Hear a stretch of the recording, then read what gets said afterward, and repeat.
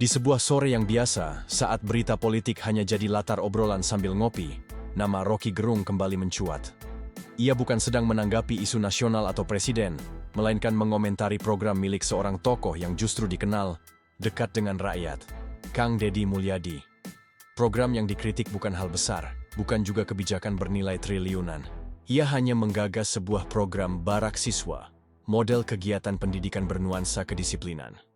Tapi bagi Rocky, itu cukup untuk disebut dengan satu kata yang menggigit. Dangkal. Ya, hanya satu kata. Bukan debat terbuka, bukan esei. Hanya satu kritik dalam satu wawancara. Tapi seperti biasa, ketika kata itu keluar dari mulut Rocky, dampaknya bergulir seperti bola salju di tengah lapangan netizen. Media langsung menangkapnya. Headline demi headline bermunculan, Rocky Gerung sebut program Deddy dangkal. Rocky kritik keras barak militer ala Kang Deddy. Deddy dibungkam filsuf, netizen pun ramai. Sebagian kagum dengan kejelian Rocky, sebagian lagi justru merasa tergelitik. Beberapa mulai bertanya, apa benar program itu dangkal? Atau justru kritiknya yang terlalu tinggi untuk dipahami warga biasa? Yang unik, justru bukan isi kritiknya yang jadi perbincangan panjang, tapi reaksi dari Kang Deddy. Ketika ditanya soal komentar Rocky, Kang Deddy tak bereaksi seperti yang dibayangkan publik. Tak ada klarifikasi panjang, tak ada debat di media, tak ada video panjang menanggapi satu demi satu argumentasi filsuf tersebut. Yang muncul hanya senyuman. Iya, hanya itu. Sebuah senyuman sederhana dari sosok yang lebih sering berjalan di kampung daripada duduk di ruang debat. Namun, justru dari diam itulah publik mulai menunggu. Karena kadang, diam bukan berarti tak bisa menjawab. Kadang diam justru pertanda bahwa jawaban yang akan muncul bukan sesuatu yang biasa. Bab ini menjadi pengantar bahwa dalam dunia hari ini, yang banyak bicara tapi sedikit mendengar, senyuman, bisa jadi awal dari sesuatu yang lebih tajam dari debat itu sendiri. Apakah Deddy akan membalas? Apakah Rocky akan memperpanjang? Atau apakah rakyat akan memilih diam dan kembali fokus ke harga minyak goreng? Semua itu akan mulai terlihat saat dua kalimat dilontarkan dan ribuan komentar tiba-tiba tak berarti lagi. Ketika kata dangkal keluar dari mulut Rocky Gerung, publik bereaksi lebih cepat dari biasanya. Potongan wawancaranya dipotong, dibagikan, dicuitkan ulang, bahkan dijadikan bahan meme dalam waktu kurang dari sehari. Bagi sebagian orang, kritik itu terdengar tajam. Tapi bagi sebagian lain justru terlalu tinggi untuk dipahami. Media sosial dipenuhi komentar. Ada yang berkata, ini kritik yang elegan, tapi tak sedikit pula yang jujur. Saya nggak ngerti maksudnya, tapi kayaknya pintar. Ironis, ketika kritik menjadi viral bukan karena dipahami, tapi karena dikutip berulang. Di lini massa muncul tweet-tweet semi-sarkastik. Salah satu yang paling banyak disukai berbunyi, saya sudah baca 3 kali, masih nggak paham. Tapi saya retweet aja biar kelihatan intelek. Tak berhenti di situ, akun-akun meme politik ikut meramaikan suasana. Di satu sisi, Rocky digambarkan sedang menulis teori di papan tulis besar, penuh istilah seperti epistemologi dan paradigma pendidikan struktural. Di sisi lain, Deddy digambar sedang duduk santai, menyuapi anak kecil sambil senyum. Meme itu diberi judul besar, Mikir vs Makan. Reaksi publik pun terpecah. Sebagian membela Rocky, katanya, dialah suara nalar di tengah kebijakan populis. Sebagian membela Deddy, katanya, dia lebih sibuk kerja ketimbang debat. Sebagian lagi, jujur saja mereka hanya nonton dari jauh, lalu berkata, yang penting, bensin, jangan naik dulu.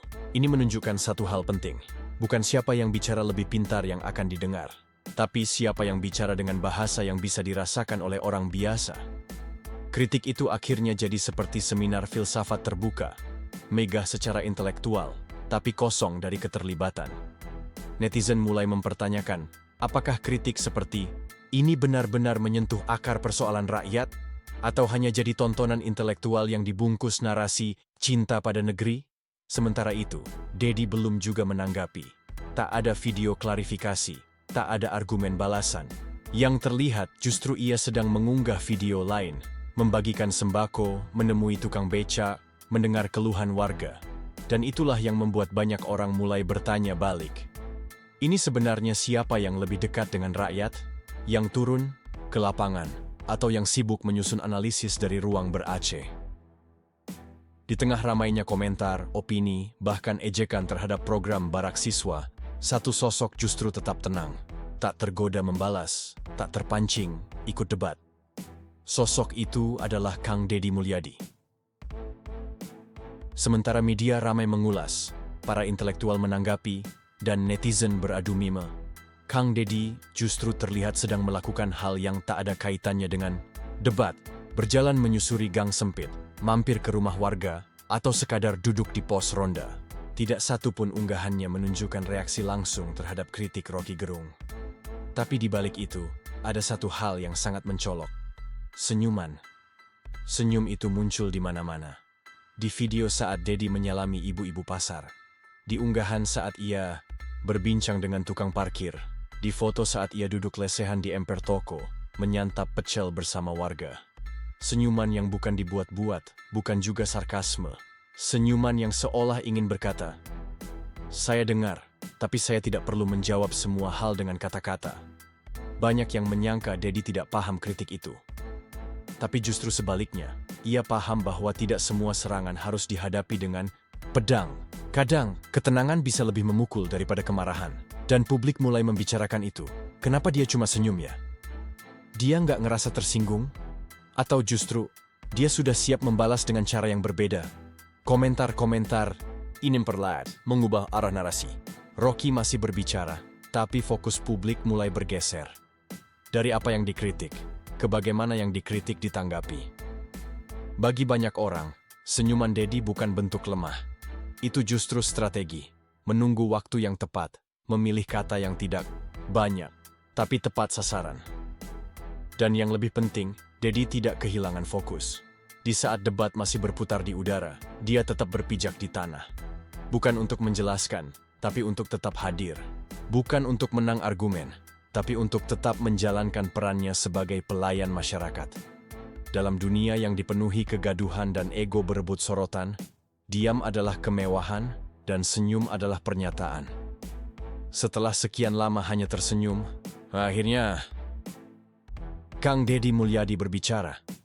Bukan dalam bentuk konferensi pers, bukan juga di forum akademik. Tidak ada latar ruangan dengan spanduk debat, tidak ada host netral. Yang ada hanyalah suasana hangat di sebuah gang kampung, sekelompok warga sedang berbincang santai, dan di tengah-tengahnya, Deddy Mulyadi duduk bersila dengan wajah tenang dan suara rendah. Di momen yang sangat sederhana itulah, ia berkata, "Kalau bilang program ini dangkal, berarti belum pernah nyelam bareng kami di lapangan."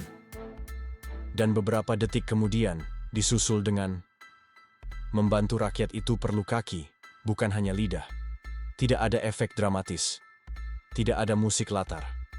Tapi dua kalimat, itu menyebar lebih cepat dari apapun.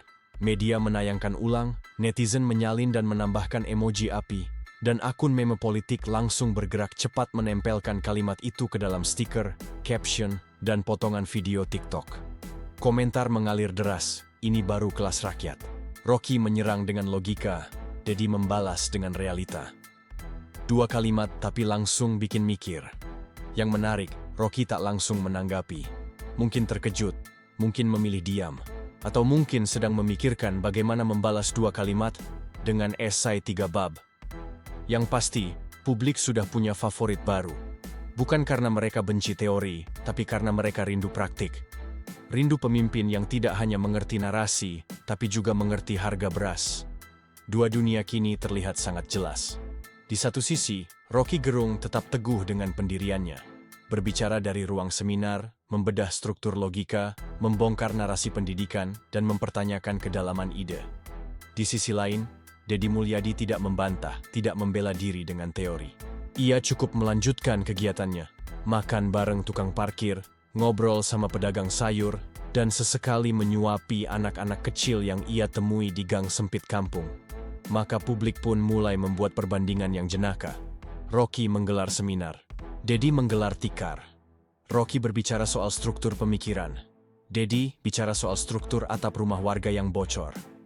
Rocky mengangkat narasi, Deddy mengangkat galon, satu bicara dari balik meja debat, satu bicara dari balik piring nasi bungkus, akun. Meme politik kembali unjuk gigi. Tampilan split screen pun mendominasi. Rocky duduk dengan tangan terbuka di depan papan tulis penuh coretan, sementara Dedi duduk bersila di emperan toko dengan warga tertawa di sekelilingnya. Tulisannya, yang satu ngajak mikir sampai mual, yang satu ngajak makan biar kuat kerja. Dari sini, publik tidak lagi membandingkan siapa paling pintar.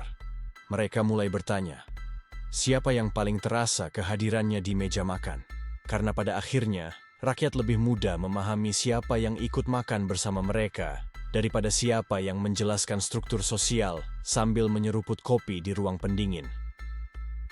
Setelah 2 kalimat, Dedi Mulyadi beredar di mana-mana, suasana politik daring berubah. Yang semula panas, perlahan jadi datar.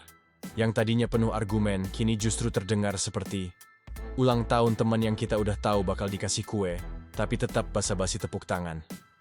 Rocky masih berbicara. Ia tetap muncul di berbagai media. Tetap mengkritik dengan elegan.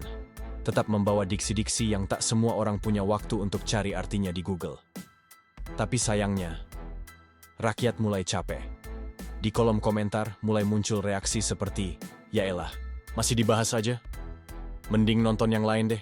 Skip bang, gue lagi nyari harga cabai. Netizen sudah jenuh. Karena debat yang tidak disambut dengan solusi akan terasa seperti podcast 3 jam yang isinya muter-muter. Beberapa akun justru mulai membuat konten parodi. Gambaran Rocky yang sedang menjelaskan teori hegemoni pendidikan militer. Lalu muncul suara Dedi dari warung, "Bang, nasi uduknya jadi 2 ya? Sambelnya banyakin?" Lucu? Iya. Tapi juga menyentuh. Karena di tengah debat yang panjang, rakyat tetap harus belanja, tetap harus kerja, tetap harus bayar listrik dan iuran RT. Maka satu persatu publik mulai memilih, tidak memilih. Mereka tidak memilih Rocky atau Dedi, mereka memilih melanjutkan hidup. Dan dari sinilah sebuah kenyataan pahit muncul. Kadang, meme lebih menggigit daripada visi. Di dunia politik modern, yang viral bukanlah ide. Yang viral adalah ekspresi lucu, kalimat pendek, dan gambar absurd. Dan tak butuh waktu lama ketika debat Rocky versus Dedi berubah jadi bahan meme nasional. Salah satunya paling viral. Rocky dengan wajah serius menatap kamera. Captionnya, "Aku berpikir, maka aku lapar." Disandingkan dengan Dedi yang sedang menyuapi anak kecil. Captionnya, "Aku makan, maka aku bahagia." Komentar pun bermunculan, yang satu ngajarin mikir, yang satu ngajarin hidup. Yang satu pakai logika, yang satu pakai lodeh. Yang satu ngajak debat, yang satu ngajak makan. Bukan berarti publik anti-intelektual, bukan berarti pemikiran tidak penting. Tapi dalam situasi di mana rakyat harus memilih antara pencerahan dan pengisi perut, pilihan mereka sangat realistis. Dan para pembuat konten paham itu. Judul-judul clickbait bermunculan. Rocky masuk desa, warga bingung. Dedi Mulyadi, dari warung ke warung, bukan dari panggung ke panggung. Kalau kamu disuruh milih ceramah atau ceremilan, tontonan yang dulunya serius kini jadi tontonan yang diperbincangkan sambil ngeteh, dan politik berubah. Bukan lagi soal siapa yang punya program kuat, tapi siapa yang punya ekspresi lucu dan kalimat sederhana yang bisa dijadikan stiker WhatsApp. Setelah semua riuh, meme, kritik, klarifikasi, dan meme lagi, akhirnya publik tiba pada satu fase yang lebih tenang. Bukan karena mereka sudah memilih pemenang, tapi karena mereka sudah selesai dengan drama. Dan yang tersisa hanyalah kesan. Kesan siapa yang benar-benar hadir, dan siapa yang sekadar terdengar. Rocky Gerung tetaplah Rocky. Filsuf kritis, tajam, dan tak pernah habis diksi. Ia tetap jadi ikon pemikiran bebas, yang selalu punya pertanyaan untuk dijawab. Dan jawaban untuk dipertanyakan. Kang Dedi Mulyadi pun tetap seperti sedia kala. Tenang, membumi, dan lebih senang mengayomi daripada menjelaskan. Ia tidak menjawab semua kritik. Ia tidak mengangkat suara. Ia hanya melangkah lebih dalam ke kampung demi kampung dan berkata lewat perbuatan. Dua dunia ini tidak saling bertabrakan. Mereka hanya berbeda arah. Yang satu menyisir langit, yang satu menyentuh tanah. Dan publik mulai melihat, dalam dunia politik, terkadang yang dibutuhkan bukan orang yang paling paham teori, tapi yang paling bisa menjelaskan tanpa membuat rakyat bingung. Bukan yang menuntut didengar, tapi yang mau mendengar duluan. Karena dalam perjalanannya, rakyat tidak membawa catatan kaki. Mereka membawa beras, membawa cicilan, membawa anak-anak ke sekolah. Dan di sanalah dua kalimat itu menjadi simbol. Bukan tentang kecerdasan, tapi tentang kehadiran. Kalimat dari Dedi bukan saja membalas kritik, tapi juga mewakili perasaan banyak. Orang yang lelah dengan debat, tapi belum juga merasakan perubahan. Dan dua kalimat itu berbunyi, kalau bilang program ini dangkal, berarti belum pernah nyelam bareng kami di lapangan. Membantu rakyat itu perlu kaki, bukan hanya lidah. Sederhana, ya, tapi justru karena sederhana, mereka jadi mudah diingat dan sulit untuk dibantah. Cerita ini bukan soal siapa lebih benar, tapi tentang siapa yang dipahami. Karena dalam dunia yang penuh dengan kata-kata, kadang yang paling kuat adalah aksi. Dan dalam debat yang panjang dan melelahkan, kadang yang paling menyentuh justru adalah senyuman. Jadi kalau harus memilih, kamu akan pilih yang ngajak debat atau yang ngajak duduk makan bareng?